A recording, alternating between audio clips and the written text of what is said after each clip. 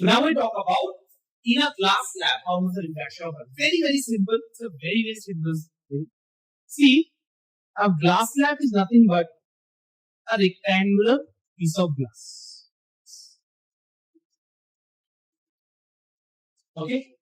Now I will choose any point on the glass slab.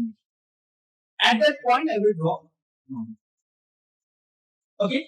And then what will I do is I will take a ray of light. Let's say I take blue color light.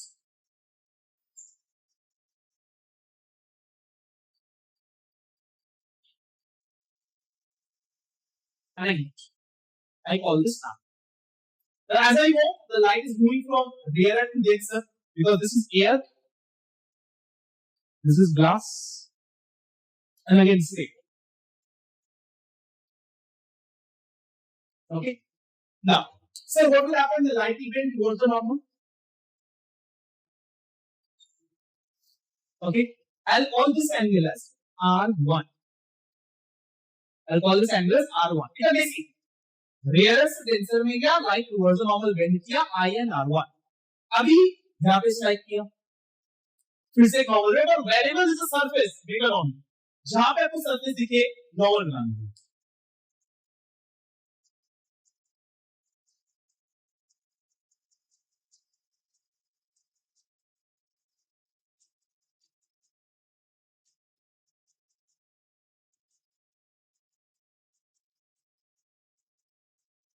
Okay, ये बन गया ना. ठीक है, अभी देखिए sir, अभी जो लाइट है वो ग्लास से एयर में आ रहा है, मतलब बेंसन से एयर में आ रहा है. अभी क्या होना चाहिए? अभी फॉर नॉर्मल बेंड होना चाहिए. सो अभी मेरा बेंडिंग कैसा होगा? अभी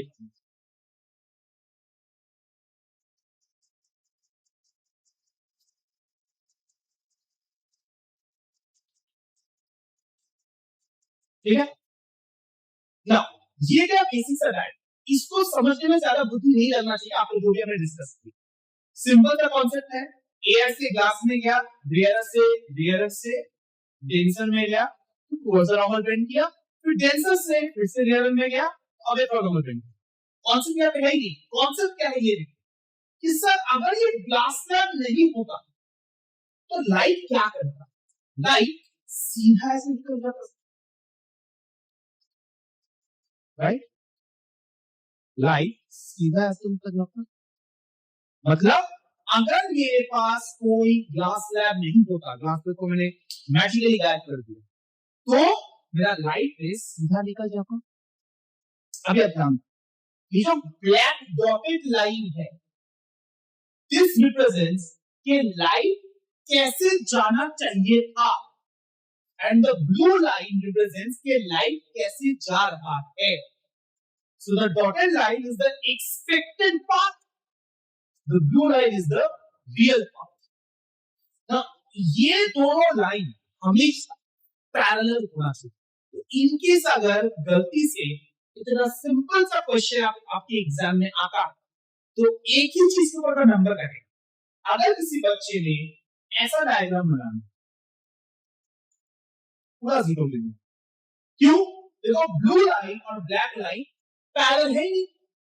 और यही सबसे इंपॉर्टेंट कॉन्सेप्ट है कि जब मैं इस डायग्राम को बना रहा हूं, मुझे इस तरह से बनाना पड़ेगा ताकि जो लाइट बाहर आ रहा है क्लास लाइट, वो लाइट और डॉटेड ब्लैक लाइट दोनों पैरेलल होने चाहिए. अगेन आई एम रिपीटिंग, हमें जब ये डायग्राम बनाना है इस तरीके से बनाना है, the dotted black line and the blue line should be parallel to each other. तो सर क्या एग्जाम में हम लोग ब्लैक ब्लू पेन से एकदम रंगीला बना दे? बिल्कुल नहीं. Do not be stupid. Diagrams in your exam should be done only with pencil. Use pen and you lose marks. Diagram pencil से होगा. हम यहाँ पे रेड ब्लू ग्रीन इस्तेमाल कर रहे हैं to make it more understandable for you. Exam में ऐसा मत करिएगा. एग्जाम में any and every diagram should be done with a pencil. Correct?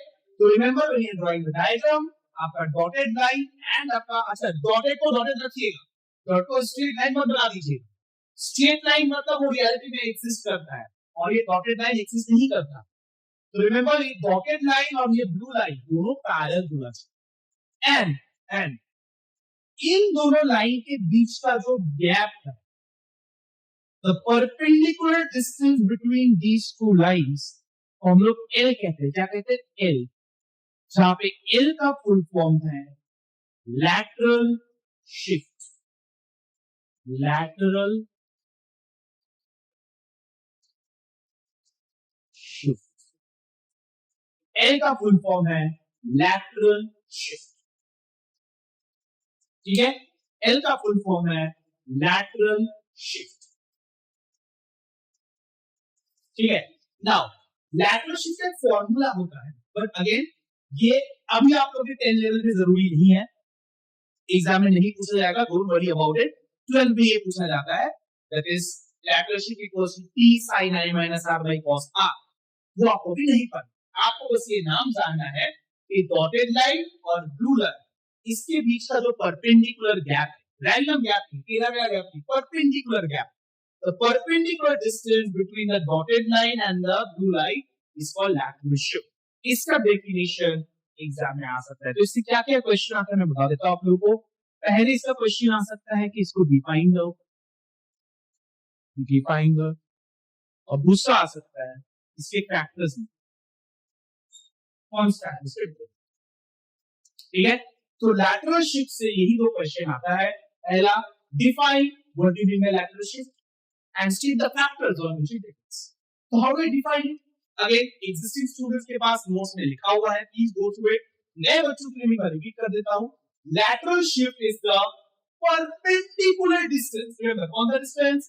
Perpendicular distance between the, देखो जो रे बाहर आ रहा है ना, उस रे को हम लोग कहते हैं emergent ray, emergent ray, और जो रे स्ट्राइक किया उसको कहते हैं इंसिडेंट, इंसिडेंट रे, और अंदर वाले रे को हम लोग कहते हैं रिफ्रैक्टेड रे, रिफ्रैक्टेड रे। और ये जो ब्लैक डॉटेड लाइन दिख रही हो ना, इसको कहा जाता है डायरेक्शन ऑफ इंसिडेंट रे। मतलब इंसिडेंट रे कौन से डायरेक्शन में जा रहा था, उस डायरेक्शन को कहा जाता है, डॉटेड लाइन कहा जाता है डायरेक्शन ऑफ इंसिडेंट रे। तो अगेन रिपीटिंग, लैटरल शिफ्ट का डेफिनेशन क्या होगा? It is the perpendicular distance between the direction of incident ray and the emergent, direction of incident ray and emergent. तो lateral shift का definition क्या है? It is the perpendicular distance between, perpendicular distance between, किसके बीच में? Between the emergent ray and the direction of the incident। हो गया, ये है मेरा डेफिनेशन, ये हो गया मेरा डेफिनेशन। फैक्टर्स क्या? फैक्टर्स क्या है? वेरी इंपॉर्टेंट, ये फैक्टर्स पूछे जा सकते हैं। पहला फैक्टर्स थिकनेस ऑफ स्लिप, चलिए ब्रैकेट में लिख देता हूं यहाँ पे। फैक्टर्स में आप लिखोगे, option number 1 is thickness of slab, कितना मोटा स्लैब है या कितना पतला स्लैब। ठीक है, जितना मोटा स्लैब उतना ज्यादा मेरा लैटरल शिफ्ट। तो हम लिखेंगे यहाँ पे lateral shift L is proportional to thickness T। यहाँ पे T मतलब टाइम मत सोच लीजिएगा, देयर आर सम पीपल एकदम पूरा एपिक लेवल के टैलेंटेड लोग हैं, T मतलब टाइम सोच ले, T मतलब थिकनेस है। ठीक है, T मतलब थिकनेस। चलिए दूसरे फैक्टर में आया है, very important factor, that is angle of incidence, angle of incidence I। तो L is proportional to I, जितना ज्यादा एंगल ऑफ इंसिडेंस होगा उतना ज्यादा मेरा लैटरल शिफ्ट होगा, जितना ज्यादा मेरा एंगल ऑफ इंसिडेंस होगा उतना ज्यादा मेरा लैटरल शिफ्ट होगा। ठीक है, now sir why they call refracted index the father of this chapter? Because इस तरह के क्वेश्चन में ना एक चीज समझ लो, दिमाग में एकदम डाल लो इस चीज, कोई भी फैक्टर इस चैप्टर से मांगा गया कि किस फैक्टर पे डिपेंड करता है, किस फैक्टर पे डिपेंड करता है, आप बंद करके लिख दीजिएगा रिफ्रैक्टिव इंडेक्स पे बस। ऑलवेज ऑलवेज, मतलब ये आपके चैप्टर का कोई भी चैप्टर उठा लो कि what factor does this depend on, what factor that depend, कोई भी किस फैक्टर पे डिपेंड करता है, हमेशा वो रिफ्रैक्टिव इंडेक्स पे डिपेंड करेगा ही करेगा। तो लैटरल शिफ्ट बोलिए, आपका एंगुलर डेविएशन बोलिए, कुछ भी लिखा लीजिए, everything in this chapter depends on refractive. तो मेरा थर्ड पॉइंट क्या हो जाएगा sir? Third point is L is proportional to refractive index। मतलब कुछ याद नहीं आ रहा है, फैक्टर सब भूल चुके हो आप, बस रिफ्रैक्टिव इंडेक्स लिख के आ, रेडी करना रिफ्रैक्टिव इंडेक्स। ठीक, नाउ रिमेंबर वन, आप जो एग्जाम में फैक्टर्स लिख रहे हैं, एक गलती बच्चे लोग करते हैं, प्लीज सुनिएगा इसको, do not repeat this mistake. आपको पूछा गया on what factor does lateral shift depends, आपने बोला यस सर, मैंने कहा है, मुझे याद है, आप लिखे depends on point 1 thickness, point 2 angle of incidence, point 3 refractive index. आप घर आके बहुत खुश हो तो भाई हमने तो ये फुल मार्क्स लाने, आप देखे कि पेपर में आपका आधा मार्क्स चला गया, 1 मार्क्स कम गया। क्यों? बिकॉज अगर एग्जाम में आपसे पूछा जाता है on what factors does it depend, आपको सम लिखना पड़ेगा how it depends on that। मतलब अगर मैं लिखता हूं डिपेंड्स ऑन थिकनेस, मुझे डैश के लिखना पड़ेगा मोर the thickness more the language. अगर हम ये स्टेटमेंट नहीं लिख रहे हैं, हमें नंबर पूरा नहीं मिलेगा। और ऐसे तो बिल्कुल मत लिखिए, ये मैं बस शॉर्ट फॉर्म में लिख के जरा आपका अंडरस्टैंडिंग के, ये साइन प्रोपोर्शनल है, प्रोपोर्शनल मतलब अगर थिकनेस बढ़ेगा तो लैटिट्यूड बढ़ेगा, ये सिंबोलिज्म है। आप एग्जाम में सिंबोलिज्म यूज नहीं कर सकते, आपको स्टेटमेंट लिखना पड़ेगा। क्या लिखोगे? लिखोगे factors are, point number 1 thickness of slab, more the thickness more the latitude. Point number 2 angle of incidence, more the angle of incidence more the latitude. Point number 3 refractive index of the medium, more the refractive index more the latitude। अभी आपको full marks मिलेगा, एक number भी नहीं कर सकते। So please समझिए, it's not about writing the correct answer, it's about writing it in a way you get full marks। हमें मार्क्स से मतलब है अभी, at least as of now, knowledge से ज्यादा मुझे मार्क्स चाहिए। तो how do you score marks? By following this simple pattern। And एक और चीज याद रखिए, अगर कोई चीज रिफ्रैक्टिव इंडेक्स पे डिपेंड करता है तो 100% श्योर है वो वेवलेंथ पे भी डिपेंड करेगा। 100% श्योर है कि वो वेवलेंथ पे भी डिपेंड करेगा। मतलब अगर lateral shift proportional to refractive index है तो fourth point, lateral shift inversely proportional to wave.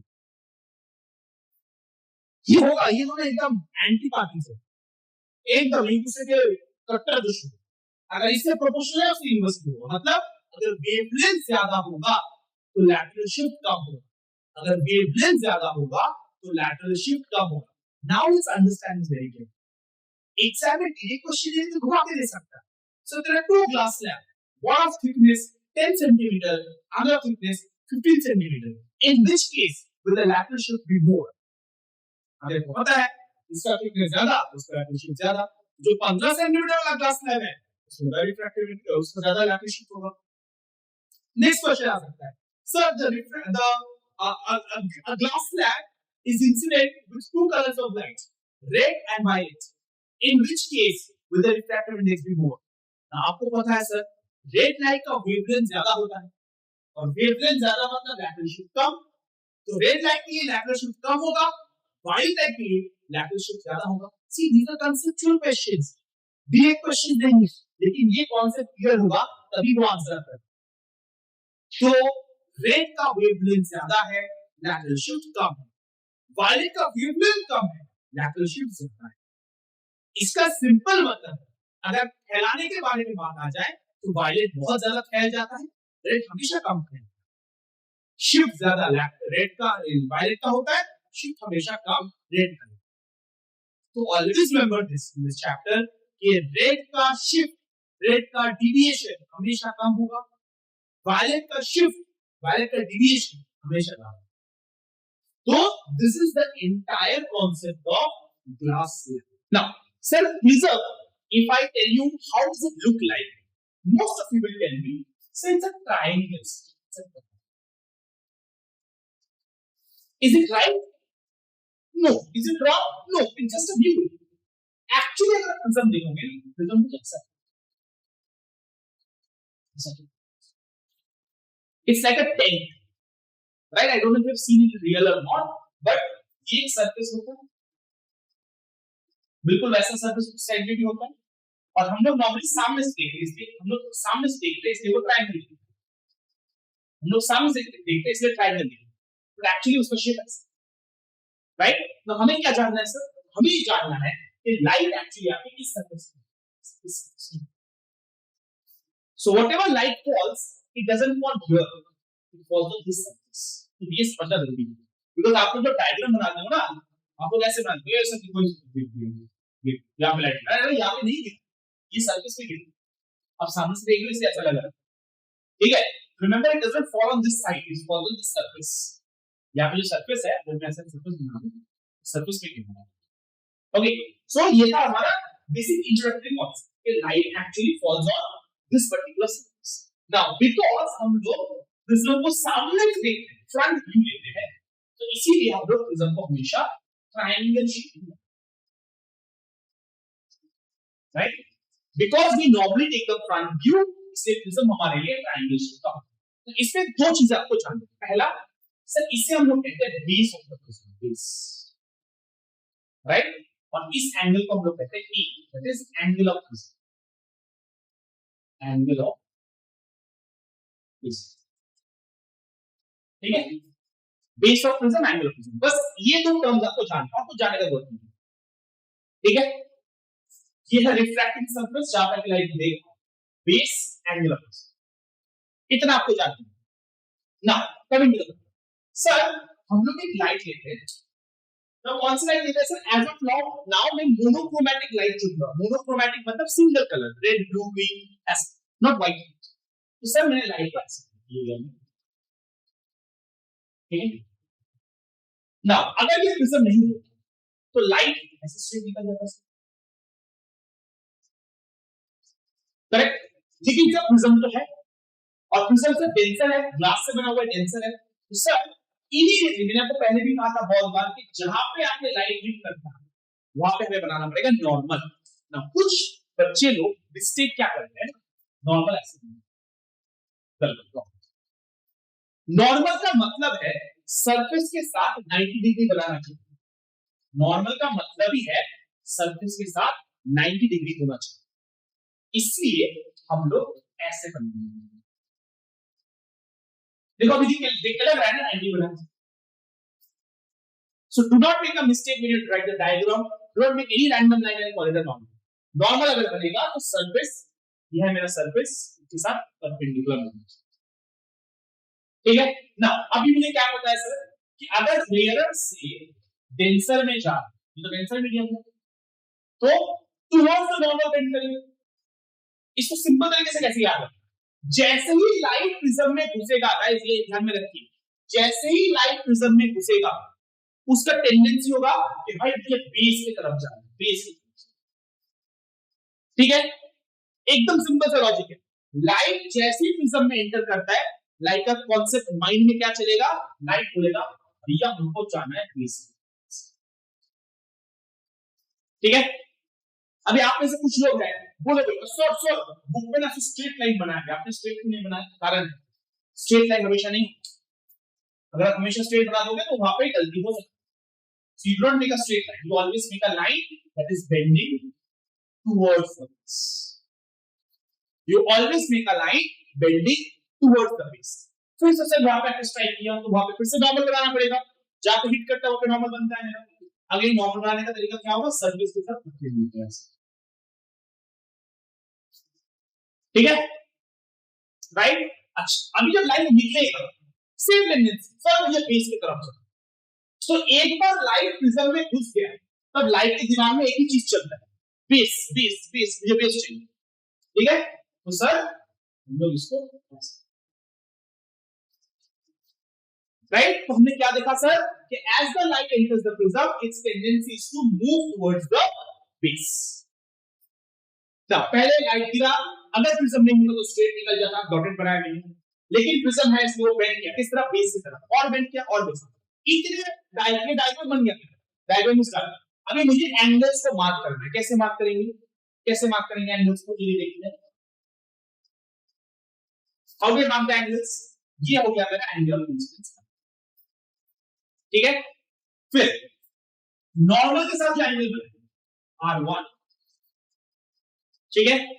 फिर नॉर्मल के साथ जो एंगल बना R2, प्लीज एंगल को उल्टा उल्टा मार्क मत करिएगा। कुछ बच्चे कहते हैं इसको मार्क करते, इसको मार्क करते हैं, नहीं नहीं, नॉर्मल के साथ मार्क करना है, ठीक है। उल्टा उल्टा एंगल मार्क करोगे नंबर चला जाएगा। एंड फिर नॉर्मल के साथ ये वाला एंगल ना, अगर आपको ग्लास स्लैब दिया गया, जैसे आपके रेफरेंस के लिए मैं ग्लास स्लैब ड्रॉ कर देता हूं, या आपको रेफरेंस दे सकते हैं, उसमें भी सेम हुआ था सर। एक राइट पे आया था ऐसे, वो चाहता था स्ट्रेट निकल जाना, लेकिन तकदीर को ये मंजूर नहीं था। और तकदीर ने क्या किया, बोला कि भैया आप ऊपर से नॉर्मल बेंड करो, बेंड कर गया। फिर एक नॉर्मल बनाया मैंने, और फिर मैंने देखा कि सर बाहर निकलना है, तो बाहर निकलने के लिए अवे फ्रॉम नॉर्मल बेंड करो, वो ऐसे कर दिया, ठीक है। ये था हमारा ग्लास स्लैब का डायग्राम। मैंने कल ही कहा था कि मैं कंपेयर करके आपको कराने वाला हूं ये चीज। तो सर ये था मेरा आई, इसे यहाँ पे आई है, अंदर वाला रे को हम लोग रिफ्रैक्टेड रे कहते हैं, या अंदर वाला रे रिफ्रैक्टेड रे। ये था मेरा R1, याद करो, मेरे R1 बन गया। ये था मेरा R2 सर, देखो R2 बन गया, और बाहर में था E सर, ये मेरा E बन गया। तो if you compare the two diagrams, देखो ऑलमोस्ट सेम है, ऑलमोस्ट सेम है, बस यहाँ पे इस गैप को हम लोग क्या कहते हैं सर, एल, लैटरल शिफ्ट। कल पढ़ा था हमने ये वाला चीज, इस गैप को कहा जाता है लैटरल शिफ्ट। तो सर यहाँ पे कोई शिफ्ट नहीं होगा, शिफ्ट या फिर शिफ्ट होना चाहिए नहीं, या शिफ्ट के बदले में क्या होगा पता है, हम लोग क्या करेंगे, जो लाइट से बाहर निकला, जो लाइट से बाहर निकला उसको पीछे ले जाओ, पीछे,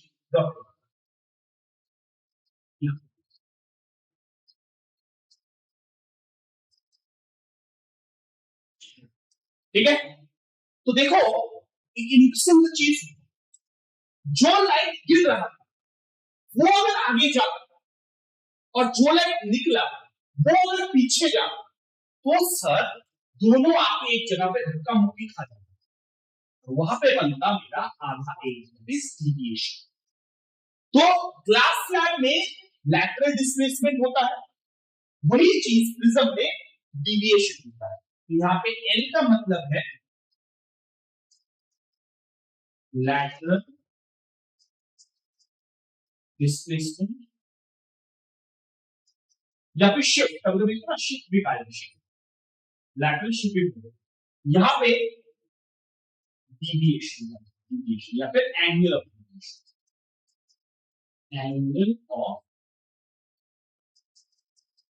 डिविएशन, ठीक है। यही चीज दोनों में अंतर है कि ग्लास स्लैब में जो डिस्प्लेसमेंट था, लैटरल डिस्प्लेसमेंट, वही चीज प्रिज्म में क्या हो गया, angle of deviation. Angle of deviation कैसे आया, मैं इसको ना अलग से ड्रॉ करके दिखाता हूं ताकि आपको कॉन्सेप्ट समझ में आए। ये लाइट रे जा रहा था, अगर मैं इसको सामने एक्सटेंड कर दूं, और सर ये लाइट रे निकल रहा, इसको अगर मैं पीछे एक्सटेंड कर दूं, तो दोनों आगे जहां पे मिल रहा है वहां पे जो एंगल बनता है उसको डिविएशन कहते हैं। देखो फॉर बेटर अंडरस्टैंडिंग मैंने अलग से बना दिया ये चीज। ये लाइट के अंदर सामने जा रहा था, तो अगर सामने जाता तो डॉटेड लाइन, जो बाहर आ रहा है वो पीछे आता तो डॉटेड। दोनों लाइन जहां पे आके मीट करता है वहां पे जो एंगल करता है उसी को हम लोग कहते हैं एंगल ऑफ डिविएशन, उसी को हम लोग कहते हैं angle of deviation. Please understand this, angle of deviation से क्वेश्चन हर साल आता है गाइस, प्रिज्म में यही सबसे इंपॉर्टेंट पार्ट है, एंगल ऑफ डिविएशन, ठीक है। ये गया हमारा एंगल ऑफ डिविएशन का बेसिक आइडिया। एक बार फिर रिकैप कर देते हैं। एक लाइट रे जब आपके प्रिज्म में गिरता है, जैसे ही वो अंदर घुसा उसका टेंडेंसी क्या होगा, go towards the base, light को बेस, ठीक है, तो it go towards the base. फिर जब बाहर निकलेगा it will again go towards the base, तो remember to always move towards the base. फिर जैसे मैंने कर लिया, अभी मेरे को करना है मार्किंग ऑफ एंगल। पहला एंगल आज जैसे ग्लास स्लैब में किया था, अंदर में पहला एंगल R1 लिया था, R1 किया था, सेकंड R2 या फिर R2 किया था, फिर जो निकल रहा है उसको E मतलब angle of divergence. Now sir glass slab में मैंने लैटरल शिफ्ट मार्क किया था, वही चीज प्रिज्म में बैकवर्ड एज आता है, डेल्टा, डेल्टा मतलब आधा एज, which is angle of deviation mark. Now what this diagram is done, इससे हमारा दो फॉर्मूला निकलते हैं, टू फॉर्मूलास। पहला फॉर्मूला क्या है देखिए, पहला फॉर्मूला है I plus B equals to A plus delta, ये आपका पहला फॉर्मूला, ठीक है। इस फॉर्मूला के ये फॉर्मूला का डेरिवेशन आपके इंटेंट में नहीं है, बुक में दिया हुआ, please don't get involved in that, it's not a part of your syllabus, ये आपके 12th में आता है, ये फॉर्मूला डिराइव करने में, ठीक है। 12th में सिखाएंगे आप लोगों को कैसे ये फॉर्मूला डिराइव होता है, अगर समझ सकते हो तो I plus C equals to A plus delta. दूसरा फॉर्मूला है sir A equals to R1 plus R2, बस ये दो फॉर्मूला याद रखिएगा, इससे न्यूमेरिकल बहुत कम आता है, बहुत कम, लेकिन आप यू नेवर नो, बस ये दो फॉर्मूला याद रखिएगा। ये है मेरा प्रिज्म का डायग्राम कैसे बेंड कर रहा है, और इससे निकला हुआ दो formula, I plus P equals to A plus delta, A equals to R1 plus R2। Angle of deviation के factors, how much my light will deviate, ये किस फैक्टर्स पर डिपेंड करता है, वेरी वेरी इंपॉर्टेंट है, इसे 4 मार्क बेस एकदम 3-4 साल लगा दो इसके पीछे, देखो बात, right. Angle of deviation is proportional to refractive index. देखो मैंने पहले भी कहा था, लास्ट दिन भी कहा था कि इस चैप्टर का बापूजी है हमारा रिफ्रैक्टिव इंडेक्स। जब भी फैक्टर्स पूछा जाएगा refractive index, it will always depend on refractive index, ठीक है। तो angle of deviation depends on refractive index, more the refractive index, more the angular deviation, ठीक है, clear। Next point number 2, angular deviation depends on angle of prism। देखो formula से पता चलता है, ठीक है, more the angle of prism, more the angle of deviation, more the angle of prism, more the angle of deviation। दो factor समझ में आ गया, ए पे डिपेंड कर रहा है, रिफ्रैक्टिव इंडेक्स पे डिपेंड कर रहा है। नेक्स्ट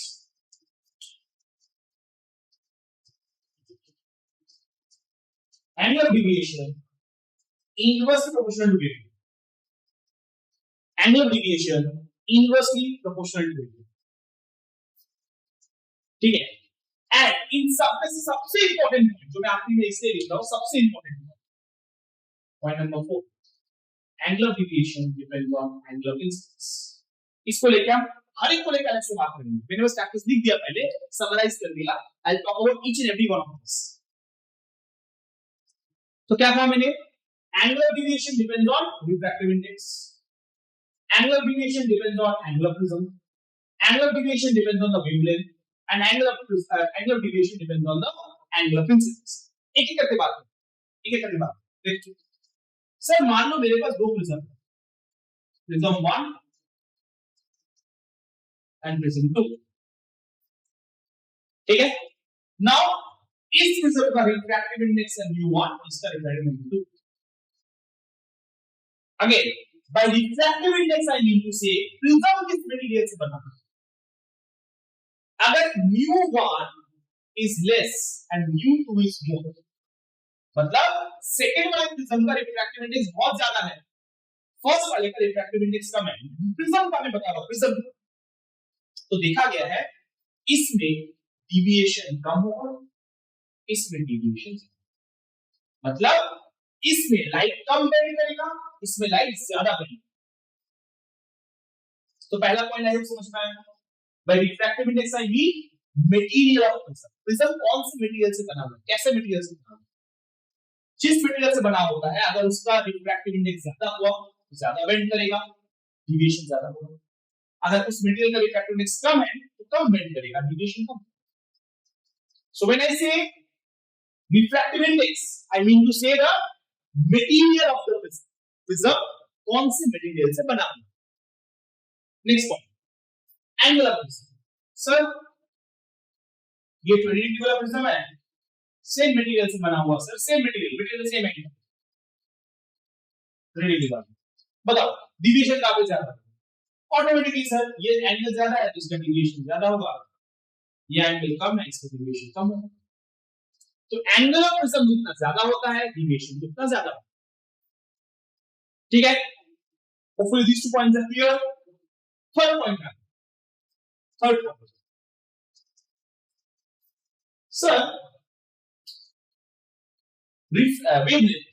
सर मुझे पता है रेड लाइट का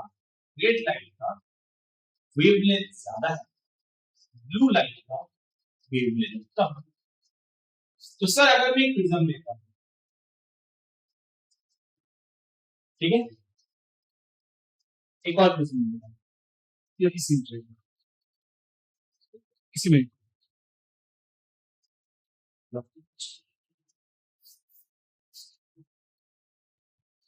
प्रिज्म माय प्रिज्म, ठीक है।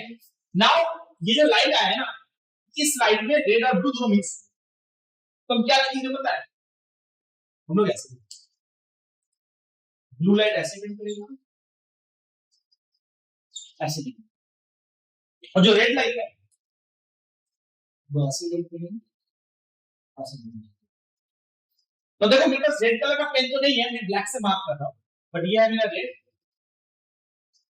The black represents my red light and the blue represents my blue.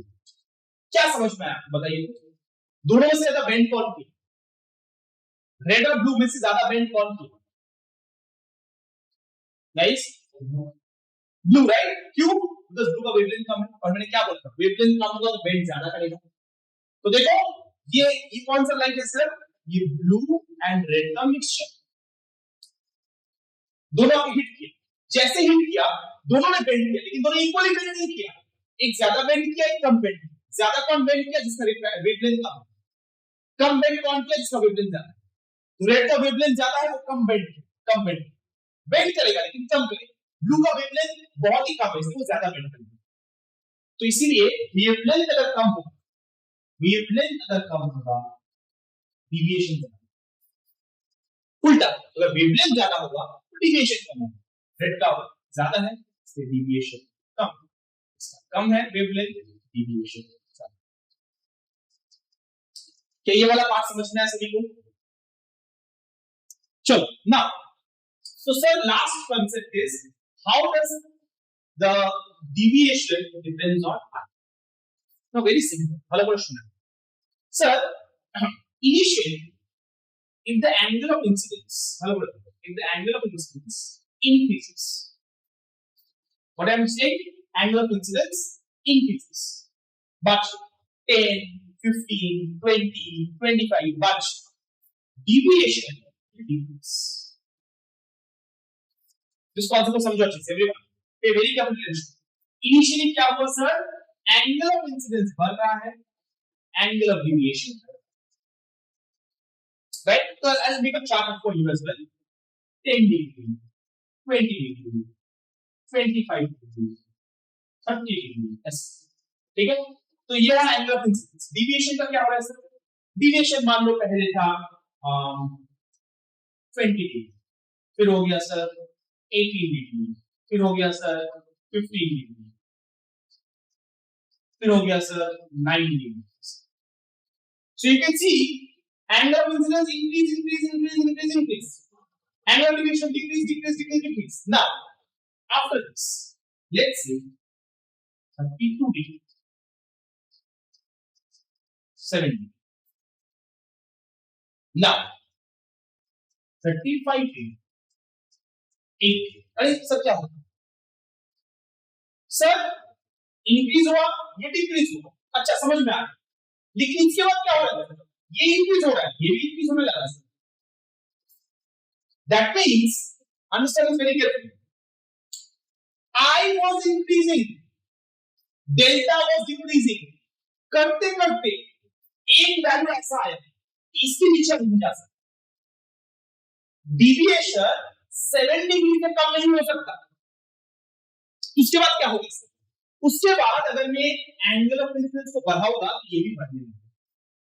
That means ये घटते घटते एक मिनिमम वैल्यू में आएगा, मिनिमम, जो कि आपने 7 माना है। Remember this is random value था, this is random values.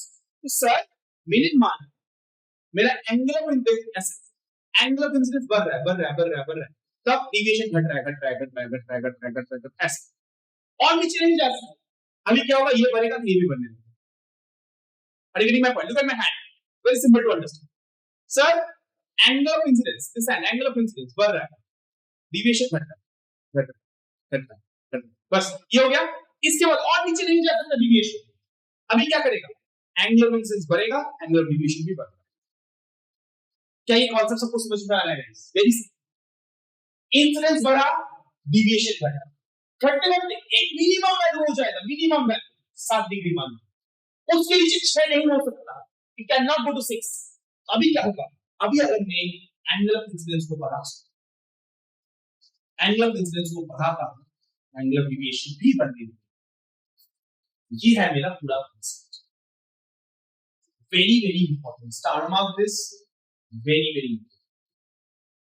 Yes sir, जब एंगल ऑफ इंसिडेंस बढ़ता है, डिविएशन घटता है, लेकिन हमेशा के लिए नहीं घटेगा, एक मिनिमम वैल्यू जाके नीचे।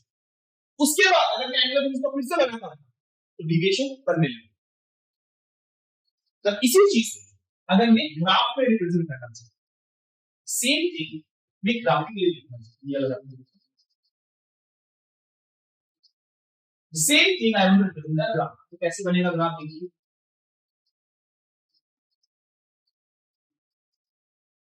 ठीक है सर, ये है मेरा एंगल ऑफ इंसिडेंस, ये है मेरा एंगल ऑफ डिविएशन। ये बहुत इंपॉर्टेंट ग्राफ है, प्लीज समझो। ये है मेरा, तो इनिशियली जब मेरा एंगल ऑफ इंसिडेंस बढ़ेगा, इंसिडेंस बढ़ रहा है, डिविएशन घटेगा।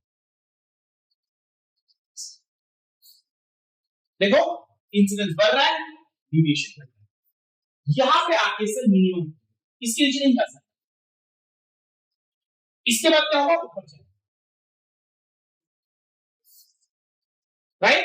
तो सर हमने क्या देखा कि एक पॉइंट आया, एक पॉइंट, उसके बाद अगर मैं इंसिडेंस को बढ़ाता तो ग्राफ ऊपर चलेगा। इसी पॉइंट को हम लोग कहते हैं डेल्टा मीन, मतलब angle of minimum deviation. Delta mean का मतलब क्या है सर? डेल्टा मीन का मतलब क्या है? Angle of minimum deviation, angle of minimum deviation, very very very important concept. ठीक है, डेल्टा मीन का मतलब होता है angle of minimum deviation. Now remember, जब ये कंडीशन R2 और E दोनों बराबर हो जाते हैं, नेक्स्ट R1 और R2 बराबर हो जाते हैं, and refracted ray parallel to base, parallel to base मतलब ऐसा डायग्राम जो आपके बुक में बनाया गया, लाइट रे आया, पैरेलल हुआ, आपके बुक में देखिएगा ऐसा डायग्राम, ऐसा नहीं बनाया गया बुक में, ऐसा बनाया गया। तो ये पैरेलल कब होता है? ये तो बेस है, बेस के साथ पैरेलल कब होता है सर? जब मिनिमम डिविएशन इस वैल्यू में जब आ जाता है, जब ये वैल्यू आ जाता है, तब मेरा अंदर का भी पैरेलल कर लूंगा।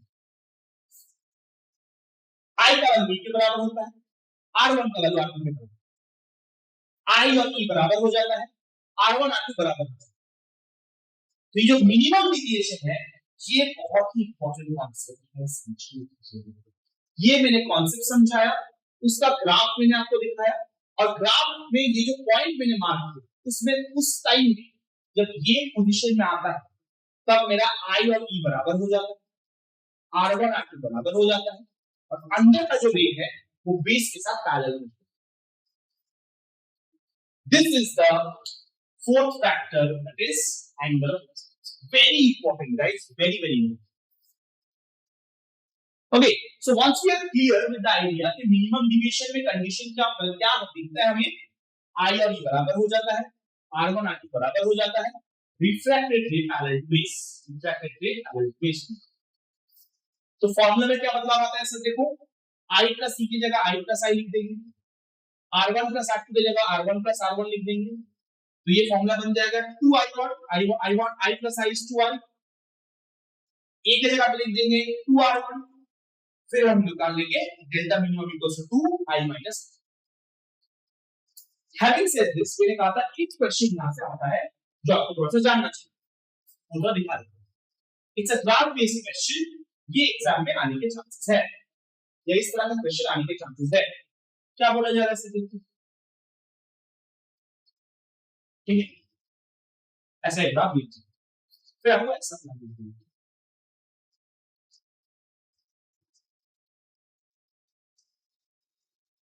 ठीक है, ये बोला जाएगा आपको, ये ठीक है, ये आपका आई है, ये आपका day, okay. Now they will tell you, let's say this value they will say as 3 degree, this one they will say as 22 degree, this one they will say as 38. Concept क्या याद रखना है कि अगर मुझे दो पॉइंट दिया गया है एक ही लाइन के बराबर, अगर दो पॉइंट दिया गया है तो ये दोनों पॉइंट में से एक होता है आई, एक होता है, ये याद रखना, और बीच वाला पॉइंट होता है सर आई के कॉरेस्पॉन्डिंग डेल्टा मिनिमम, ठीक है। तो इस तरह का ग्राफिकल क्वेश्चन आपके एग्जाम में आ सकता है। Please understand graphical questions are very important.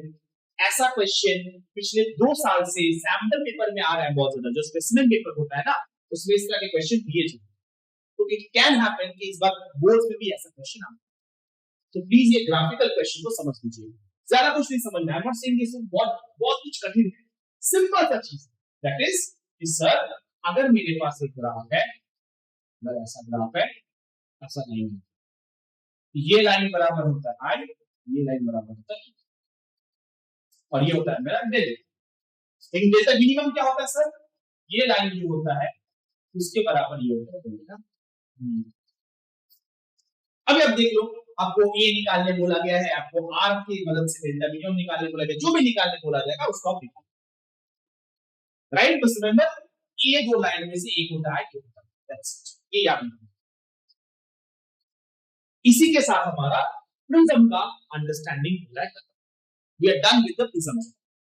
Next topic जो हमारा बचा है वो है टोटल रिफ्लेक्टिंग प्रिज्म।